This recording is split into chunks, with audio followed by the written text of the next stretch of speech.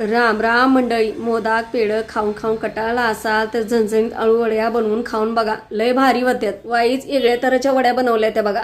वड्या बनवाया म्या झुंक्याचं पीठ, हरभऱ्याची डाळ काय बी घेतलं नाही. अळूच्या वड्या बनवाया म्या मुगाची डाळ 2-3 तास भिजवून घेतली होती. मग मिक्सरच्या भांड्यामध्ये उलीचं वलं खोबरं, वाईट जास्तीच्या लसणाच्या कुड्या, 10-15 हिरव्या मिरच्या, 2-3 कडीपत्त्याच्या काड्या, चमचाभर जिरं घालून बारीक वाटून घेतलं. मग त्यामध्येच मुगाची डाळ, चिंचेचं पाणी घालून बारीक वाटून घेतलं. जास्तीचं पाणी घालायचं नाही बघा. मग परातीमध्ये वाटलेलं वाटण, वाटलेली मुगाची डाळ, पोहे भाजून त्याचं बनवलेलं पीठ आणि तीळ घेतलं. मग उलीचा काळा मसाला, हळद, चवीपुरतं मीठ आणि चमचाभर तेल वतून अळूची पानं बारीक कातरून त्यामध्ये घातली. अळूची पानं लय बी बारीक कातरायची नाहीत बघा. मग त्यामध्ये चमचाभर बडीसोप घालून पीठ वड्यावानी मळून घेतलं. पीठ लय पातळ आणि लय घट गोळा बी करायचं नाही. मग त्या लावलेल्या ताटामध्ये समद पीठ हलक्या हाताने थापून ते ताट पाणी गरम करायला ठेवलेल्या कढईमध्ये 15-20 मिनिटं वड्या शिजवायला ठेवल्या. 15-20 मिनिटानं वड्या शिजल्यात का त्या बघायच्या बघा. शिजलेल्या पिठाला बोट लावून बघायचं. पीठ जर बोटाला चिकटलं नाही तर वड्या शिजल्या बघा. आणि तुम्हासनी गरम पिठाला बोट लावायला भ्या वाटत असेल तर सुरी बी खूपसून बघायची. सुरी साफ निघाली तर वड्या तयार. वड्या गार झाल्यावर त्याचं बारकं बारकं चौकोनी तुकडं करून गरम तेलामध्ये वड्या कुरकुरीत व्हायस तर तळून घ्यायच्या. वाईच गणपतीला निवेदाला ठेवून गरम गरम वड्या खाऊन ठेंग्याचं बटन बी दाबा विसरायचं नाही.